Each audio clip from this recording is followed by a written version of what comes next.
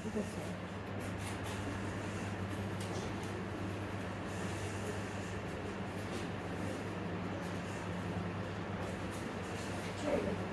करते हैं। 11th की फर्स्ट क्लास समझिए इसे आप। अभी इसके पहले हमने इसका इंट्रोडक्शन देखा था, मैंने आपको सारी चीजें बता दी थी किस तरीके से 11th में क्या क्या और कैसे कैसे आपको तैयारी करके रखनी है, किस तरीके से आपको पढ़ाई करनी है, ठीक है ना। तो ये जो है फर्स्ट चैप्टर, फिर से मैं रिवाइज कर देती हूँ कि आपके पास पूरा सिलेबस को यूनिट्स में डिवाइड कर दिया गया है। First unit, second unit, third unit, fourth unit और फिफ्थ यूनिट, पूरे सिलेबस को कैसे 5 यूनिट्स में डिवाइड कर दिया गया है, ठीक है ना। और हर एक यूनिट के अंदर आपको कुछ चैप्टर्स पढ़ने पड़ेंगे। किसी में 2 चैप्टर्स हो सकते हैं, किसी में 3 चैप्टर्स हो सकते हैं, किसी में 4 चैप्टर्स हो सकते हैं, ठीक है ना। तो ये है आपकी यूनिट फर्स्ट, भौतिक जगत तथा मापन, ठीक है ना। भौतिक जगत तथा मापन, जिसमें आपको 2 चैप्टर्स आपको कवर करने हैं। पहला चैप्टर हो जाएगा आपका भौतिक जगत और दूसरा चैप्टर हो जाएगा मापन तथा मात्रा, ठीक है ना।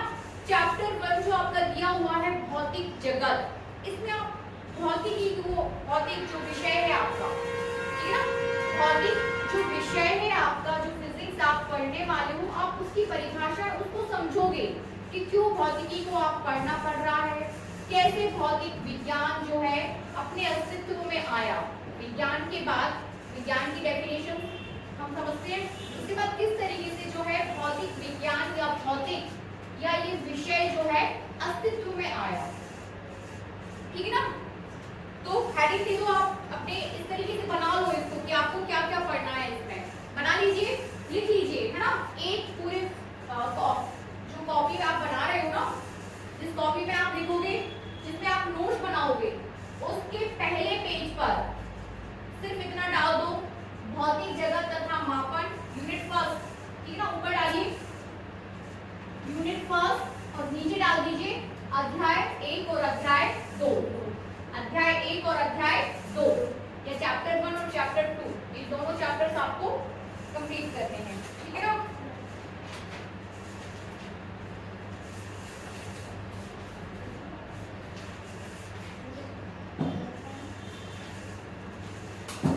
ठीक है, तो यूनिट फर्स्ट स्टार्ट करें हम।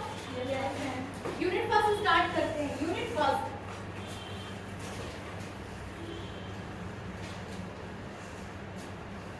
लिख लिया था सभी ने? यस मैम, ठीक है। अब हेडिंग दीजिए,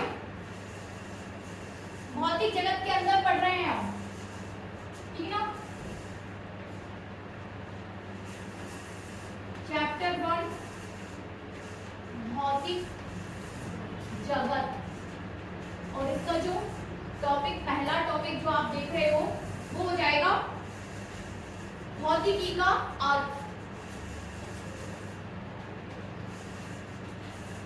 भौतिकी का अर्थ, ठीक है। भौतिकी का अर्थ बहुत इंपॉर्टेंट चैप्टर है आपका ये, आप इसे हल्के से मत लीजिए। यदि आप इस चैप्टर को ध्यान से समझते हैं तो आप भौतिकी को ध्यान से समझ पाओगे, एक्चुअल में समझ पाओगे, ठीक है ना। ये जो चैप्टर 1 है आपका, इसे आप हल्के से मत लीजिए कि बस थ्योरेटिकल है, इसमें कुछ है नहीं, ये आपकी नींव है, ठीक है ना। फिजिक्स को आपको इसमें समझाया जाएगा कि किस तरीके से फिजिक्स आपका जो है अस्तित्व में आया, ठीक है ना। भौतिकी में हम क्या क्या पढ़ते हैं, क्यों पढ़ते हैं, भौतिकी का अन्य विषयों से किस तरीके से रिलेशन है, ये सारी चीजें आप इस चैप्टर में पढ़ने वाले हो। बहुत इंपॉर्टेंट टॉपिक है, ठीक है ना। हेडिंग दीजिए भौतिकी का अर्थ और नोट करिए, इसके बाद फिर हम इसको डिस्कस भी करेंगे, ठीक है। नोट करिए,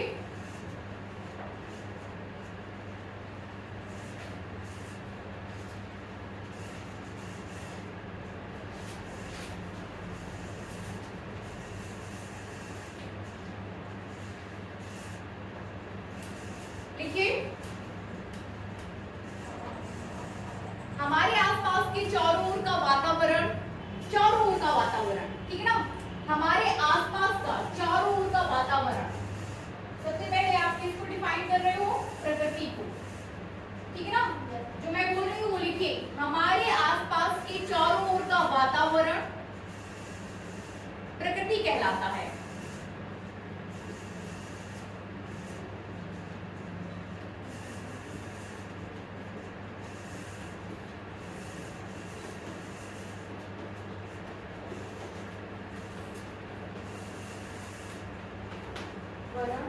प्रकृति कहलाता है।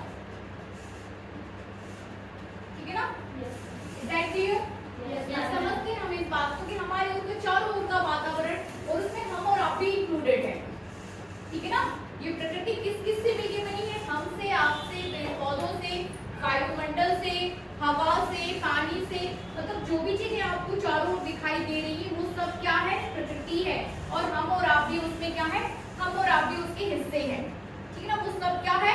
प्रकृति है। इतनी बात क्लियर है सभी को? कोई कंफ्यूजन तो नहीं? आगे लिखिए, इसी में आगे लिखते जाइए। ठीक है ना? आगे लिखिए, प्राकृतिक घटनाओं का, ठीक है ना, प्राकृतिक घटनाओं का सुव्यवस्थित तथा क्रमबद्ध अध्ययन करना। ठीक है ना? किसकी बात कर रहे हैं? प्राकृतिक घटनाओं की। तो प्राकृतिक घटनाओं का सुव्यवस्थित तथा क्रमबद्ध अध्ययन करना, सुव्यवस्थित तथा क्रमबद्ध अध्ययन करना एवं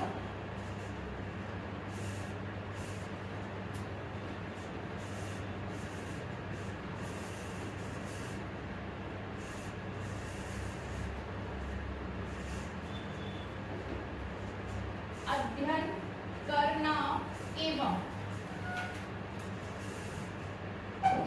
इससे प्राप्त ज्ञान को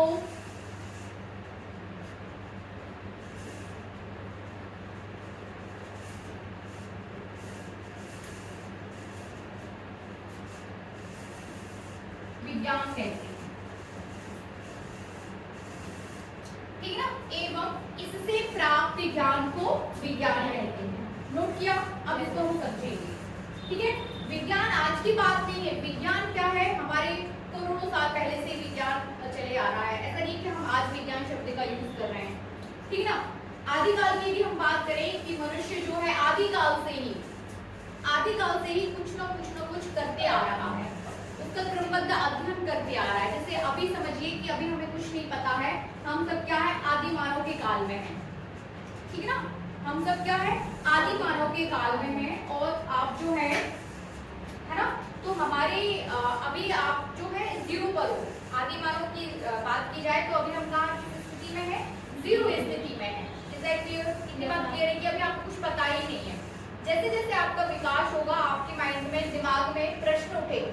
प्रकृति को देखते हुए आपके दिमाग में प्रश्न उठेंगे कि क्यों, जैसे ही आप समझ लो कि आप एक अंधेरी गुफा से बाहर आ रहे हो, समझ रहे हैं ना?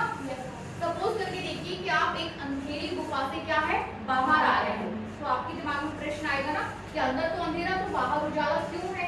प्रश्न उठा कि क्यों? अंधेरे से क्यों प्रकाश? प्रकाश और अंधेरा, ये दो प्रकार के प्रश्न आएंगे। प्रकाश क्यों है? अरे इस आसमान में चमकते तारे क्यों हैं? हवा क्यों चल रही है?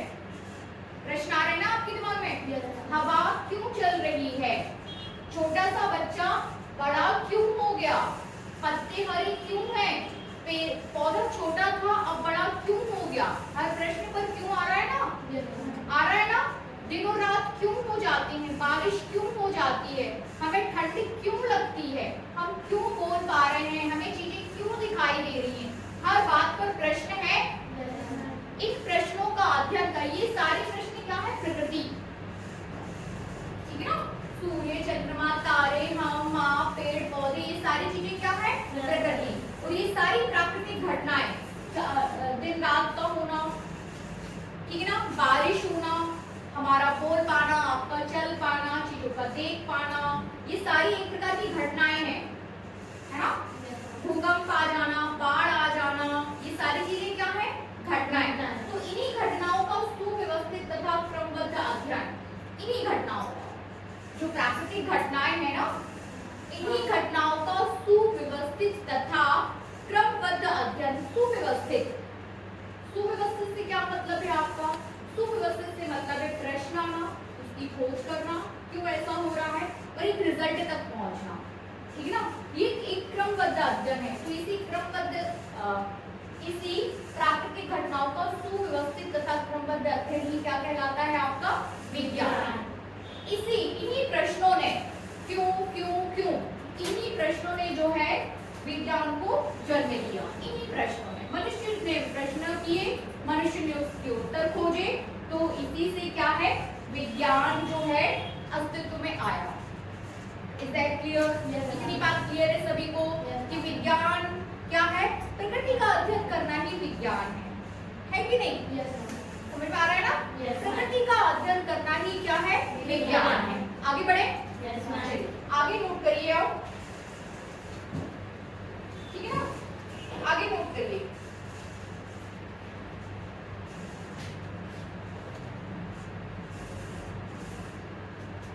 थोड़ा सा हम फिजिक्स के लिए चीजों को लिखेंगे, थोड़ा सा तो 4 लाइन चीजें मैं आपको नोट इसलिए करा पा रही हूँ कि नोट होना चीजें बहुत जरूरी है, नहीं तो फिर क्या स्किप हो जाती है। ठीक है, तो थोड़ा सा हम फिजिक्स के लिए नोट करेंगे, थोड़ा सा पैराग्राफ चेंज करके लिखिए, ठीक है? या अगली लाइन से लिख लीजिए। लिखिए भौतिकी को, एक मिनट,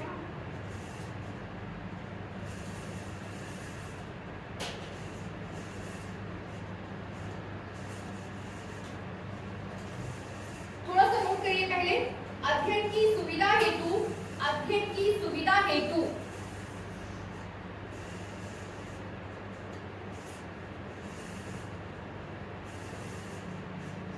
प्राकृतिक विज्ञान को, अध्ययन की सुविधा हेतु प्राकृतिक विज्ञान को, प्राकृतिक विज्ञान को मुख्यतः निम्नलिखित शाखाओं में विभाजित किया गया है। जी मुस्कान मिश्रा ने क्या हमारी क्लास में कहाँ पर है? 10th में आगे लिखा है, आगे भौतिकी को क्या लिख रहे थे आप लोग? हाँ, अध्ययन की सुविधा हेतु निम्नलिखित शाखाओं में विभाजित किया गया है। ये साफ कर दूं? निम्नलिखित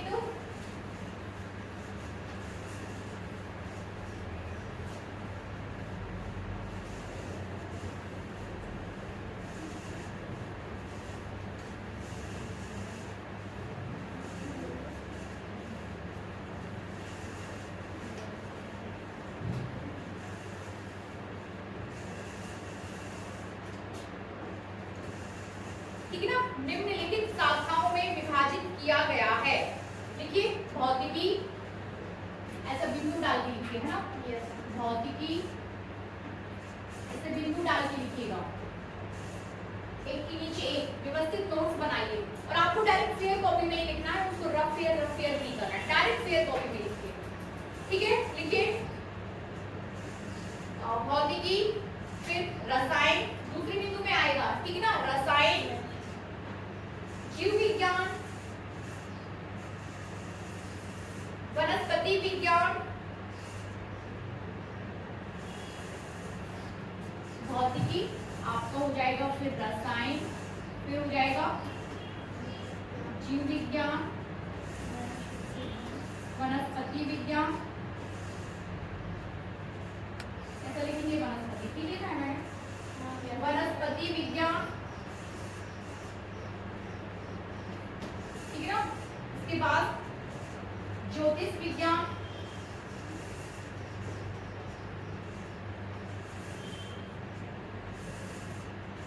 और इसके बाद आपका आ जाएगा गणित, ठीक है ना? तो विज्ञान को इतनी सभी शाखाओं में क्या है विभाजित किया गया है। विज्ञान को इतनी शाखाओं, भौतिक, रसायन, जीव विज्ञान, वनस्पति विज्ञान, ज्योतिष विज्ञान और गणित। ऐसा नहीं है कि अभी आपने ये सब्जेक्ट्स नहीं पढ़े हैं, आप सारे सब्जेक्ट्स क्या है पढ़ चुके हो। क्लास 9th और 10th में या फिर लोअर क्लास से, मतलब आपकी विज्ञान की पुस्तक हुआ करती थी हमेशा से ही ना? कब से? फर्स्ट से? फिफ्थ से? फिफ्थ से, ठीक है, जब से भी थी। तो ऐसा नहीं कि आपने अभी ये सब्जेक्ट्स नहीं पढ़े, पर इन सब्जेक्ट को एक ही पुस्तक में पढ़ा है, ठीक है ना? एक ही बुक में आपका भौतिकी था, उसी बुक में आपने रसायन को, जीव विज्ञान, वनस्पति विज्ञान, है ना, गणित की आपकी अलग बुक हुआ करती थी, ठीक है ना। तो ऐसा नहीं है कि अभी तक आपने इन सब्जेक्ट को नहीं पढ़ा है, आप सारे सब्जेक्ट से भली भांति परिचित हो, ठीक है ना। ये जो आप लोग पढ़ते थे ना 9th 10th में, जैसे बल, दूरी, प्रकाश, ठीक है ना, विद्युत, ये सारे पढ़े हो ना, वो सब फिजिक्स का पार्ट हो जाएगा। फिर जितनी भी रासायनिक अभिक्रियाएं, अणु, परमाणु, वो सब किसका पार्ट हो जाएगा, केमिस्ट्री का। फिर जीव विज्ञान, वनस्पति विज्ञान में जो भी आप पौधों के विषय में पढ़ाई आपने की है, वो सब किसमें आ जाएगा, वनस्पति विज्ञान में। वनस्पति, पेड़ पौधों को सबसे की शुद्ध हिंदी क्या है, वनस्पति, ठीक है ना। तो जो भी आप पेड़ पौधों के विषय में पढ़ते हो वो वनस्पति विज्ञान हो जाएगा। और जो भी आपने जीव जैसे मनुष्य और बाकी अन्य जानवरों के विषय में जो भी पढ़ाई की है वो सब किसमें आ जाएगा, जीव विज्ञान में। ज्योतिष विज्ञान में आपका क्या आ जाएगा, जो भी आप ज्योतिष विज्ञान, खगोल विज्ञान, एक अलग एक और वर्ड है यहाँ पे, खगोल विज्ञान। तो जो भी आप ग्रह, उपग्रह, है ना, चंद्रमा, तारे, सूर्य, इनके विषय में जब आप पढ़ाई करते हो तो फिर वो किसमें चला जाता है, आपका खगोल विज्ञान में। और गणित आप समझते ही हो, ठीक है ना। तो अभी तक आपने सभी एक ही पुस्तक में पढ़ा हुआ है, अब चीजें क्या है, अलग अलग हो चुकी। आपके पास फिजिक्स की अलग बुक होगी, केमिस्ट्री अलग होगी, आपके पास बायोलॉजी की बुक अलग होगी, मैथ्स की अलग होगी, सारे सब्जेक्ट की बुक्स कैसी हैं, अलग अलग, ठीक है। कोई बहुत बड़ी बात नहीं है, आप चीजों से क्या है, परिचित हो। आगे बढ़े, नोट करिए, पैराग्राफ चेंज करके, ठीक है ना, अलग लाइन से। ये साफ कर दूं, देखिए, वैज्ञानिकों द्वारा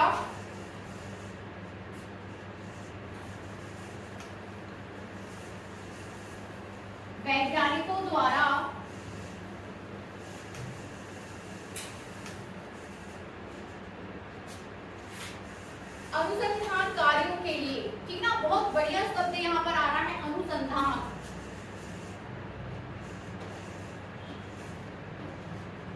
वैज्ञानिकों द्वारा अनुसंधान कार्यों के लिए अपनाई जाने वाली, अनुसंधान कार्यों के लिए अपनाई जाने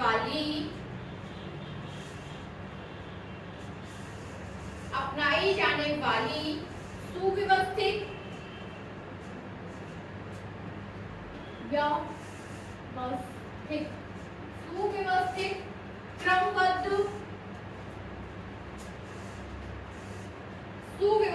क्रमबद्ध तथा तर्कसंगत विधि को, सुव्यवस्थित,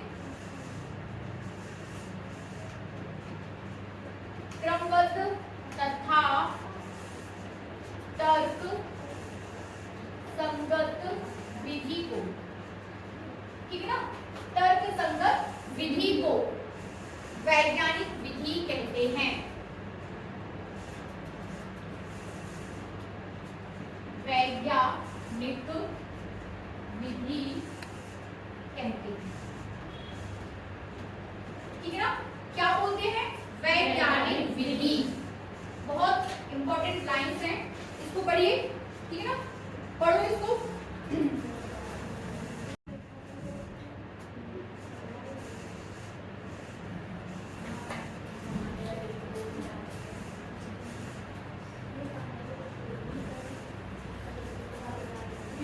माही, वैष्णवी पढ़िए, क्या लिखा है आपने अभी। वैज्ञानिकों द्वारा अनुसंधान कार्यों के लिए अपनाई जाने वाला सुव्यवस्थित, क्रमबद्ध तथा तर्कसंगत विधि को वैज्ञानिक विधि कहते हैं, ठीक है ना। ये दो लाइन जो आपने लिखी है, पहले ये जो दो लाइन आपने लिखी है उसको समझने की कोशिश करिए। सबसे पहला वर्ड इसमें आ रहा है अनुसंधान, सबसे पहला वर्ड यहाँ पे आ रहा है वैज्ञानिक, ठीक है ना। हम और आप क्या है, वैज्ञानिक मान के चलते हैं। तो यदि हमें कोई काम करना है, अब वैज्ञानिकों के द्वारा किया गया कार्य अनुसंधान कहलाता है, खोज। अनुसंधान का जो इजी वर्ड जो आप समझ पा रहे हो वो क्या है, खोज, ठीक है ना, खोज। जैसे बिजली की खोज, समझ रहे ना, खोज कहलाता है। आपको कोई काम करना है तो आप उस पर क्या करोगे, जो वैज्ञानिक काम करते हैं उन्हें, उनके कार्य को अनुसंधान कार्य बोला जाता है, रिसर्च वर्क बोला जाता है, रिसर्च, कि वो क्या करने जा रहे हैं, आप रिसर्च करने जा रहे हैं, हम अनुसंधान करने जा रहे हैं। रिसर्च को समझते हैं ना, ठीक है ना। तो वैज्ञानिक जो भी काम करते हैं उस पर उसको उनके कार्यों को हम क्या बोलते हैं, रिसर्च करना, अनुसंधान करना हिंदी में, ठीक है ना। तो उनके द्वारा सुव्यवस्थित, अब उनके द्वारा जो कार्य किया जाएगा, सबसे पहले वो किसी अपना एक उद्देश्य लेके आएंगे, ठीक है ना, उद्देश्य लेके आएंगे, उस पर काम करेंगे क्रमबद्ध। पहले क्या करना चाहिए, अपनी सूची बनाएंगे, पहले क्या करना चाहिए, फिर क्या करना चाहिए, फिर क्या करना चाहिए। तो वो अपने कार्यों की क्या बनाएंगे, सूची टाइप। तो उसे क्या बोलेंगे, सुव्यवस्थित, सुव्यवस्थित क्रमबद्ध। पहले ये, इसके बाद फिर ये, इसके बाद फिर ये, क्रमबद्ध तथा तर्क संगत। उनके द्वारा कोई भी किया गया कार्य या उनके द्वारा जो आपको कॉन्सेप्ट दिया जाएगा वो ऐवे नहीं दिया जाएगा, उसके पीछे क्या होगा, तर्क होगा, ठीक है ना। तर्क समझते ना, तर्क होगा, ठीक है ना। तो व्यवस्थित, क्रमबद्ध तथा तर्क विधि, है ना। तर्क के द्वारा किए गए कार्य, मतलब ये पूरी चीजें जिसमें ये सारी चीजें आ जाएंगी, जिसमें उनके द्वारा किया गया कार्य सुव्यवस्थित होगा, क्रमबद्ध होगा, तर्क संगत होगा। ये सारी एक साथ क्या हो जाएगी, विधि कहलाएगी काम करने की। और ये विधि क्या हो जाएगी, वैज्ञानिक विधि। इस विधि को वैज्ञानिक विधि कहते हैं। समझ आया, इस विधि को क्या बोलते हैं, वैज्ञानिक विधि। अब आगे नोट करिए, वैज्ञानिक विधि के विभिन्न चरण। आ जाता है कभी कभी एग्जाम में आपको, वैज्ञानिक विधि के विभिन्न चरण। वैज्ञानिक विधि के विभिन्न चरण।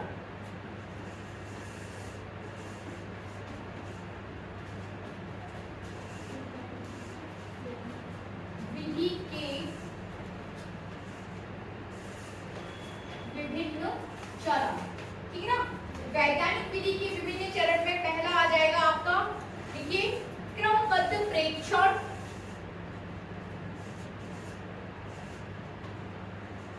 क्रमबद्ध प्रेक्षण। दूसरा, क्रमबद्ध लिखते चलिए, परिकल्पना की स्थापना, परिकल्पना की सत्यता का परीक्षण। लिखिए, परिकल्पना की स्थापना, परिकल्पना की सत्यता का परीक्षण।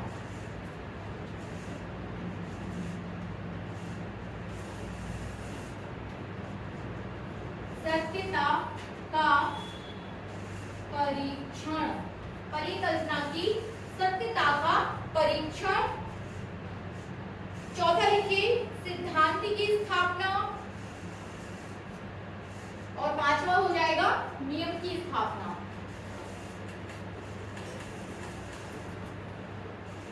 सिद्धांत की स्थापना और आखिरी हो जाएगा आपका नियम की स्थापना।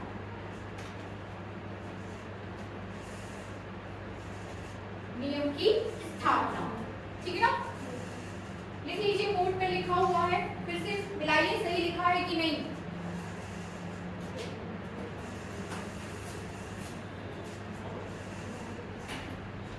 है ना। क्रमबद्ध प्रेक्षण, वैज्ञानिक विधि की ये क्या हो जाएंगे आपके विभिन्न चरण, ठीक है ना। अब कोई वैज्ञानिक जो है काम करने जा रहा है, समझ रहे हैं ना, काम करने जा रहा है, उसको कोई काम करना है, उसने एक उद्देश्य लेके, तो सबसे पहले क्या करेगा वो, उसके पास कोई जो है सबसे पहला काम होता है उद्देश्य का निर्धारण करना, ठीक है ना। या पहले तो आप क्या है उद्देश्य को निर्धारित करोगे कि आपको किस पे काम करना है, क्या काम करना है, ठीक है ना। तो कर दिया साहब, ठीक है। वहाँ क्लास चल रही है क्या, तो भी साफ कर दिया, ठीक है, ठीक है, थैंक यू। क्रमबद्ध प्रेक्षण,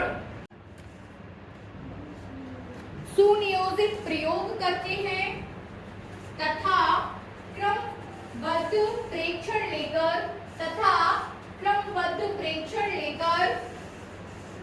उस समस्या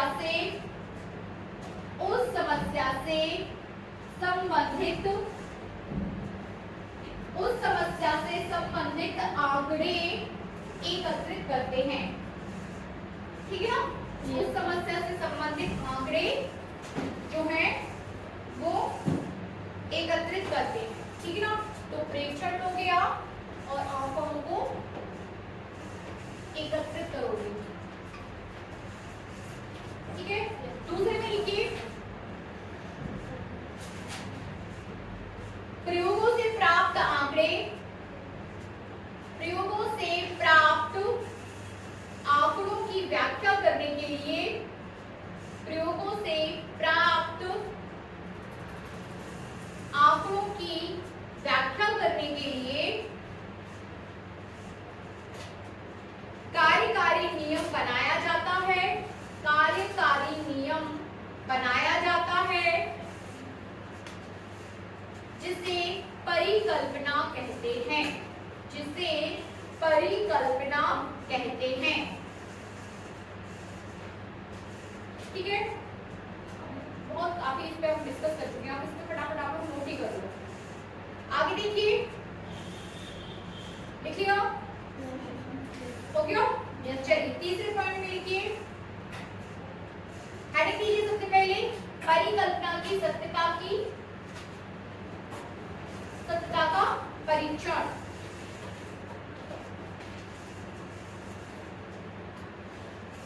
परिकल्पना के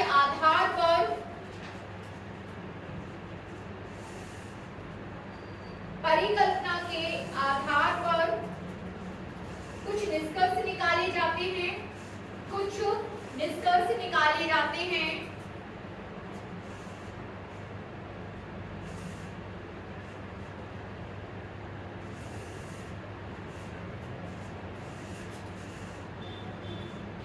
जिनसे कुछ भविष्यवाणियां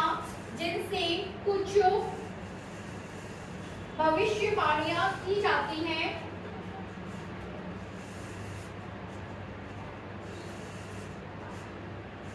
तथा अन्य नवीन प्रयोग करके उनका सत्यापन करते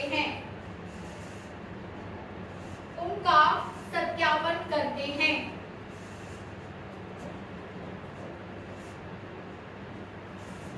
ठीक है।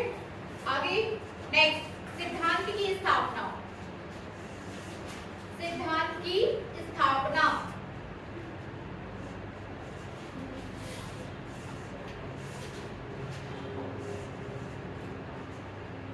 दीदी हेडिंग दीदी, सिद्धांत की स्थापना नोट करिए। प्रयोगों द्वारा सत्यापित परिकल्पना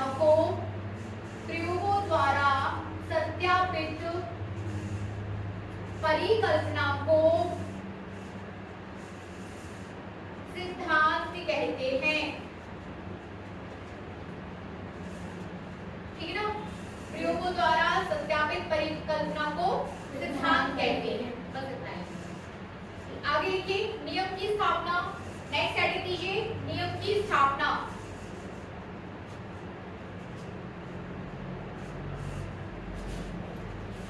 नोट करिए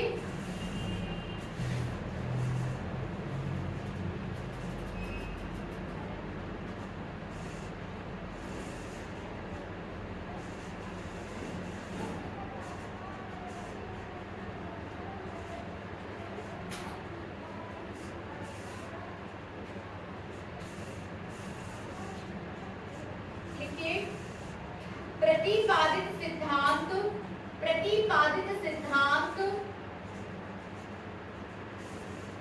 सभी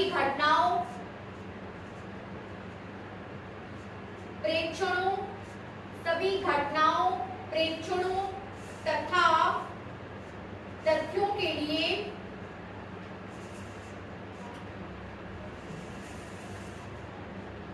सत्य होता है तो तथ्यों के लिए सत्य होता है तो इसे नियम का रूप दे दिया जाता है, तो इसे नियम का रूप दे दिया जाता है। अन्यथा सिद्धांत को संशोधित करके अन्यथा सिद्धांत को संशोधित करके, हाँ, सिद्धांत को संशोधित करके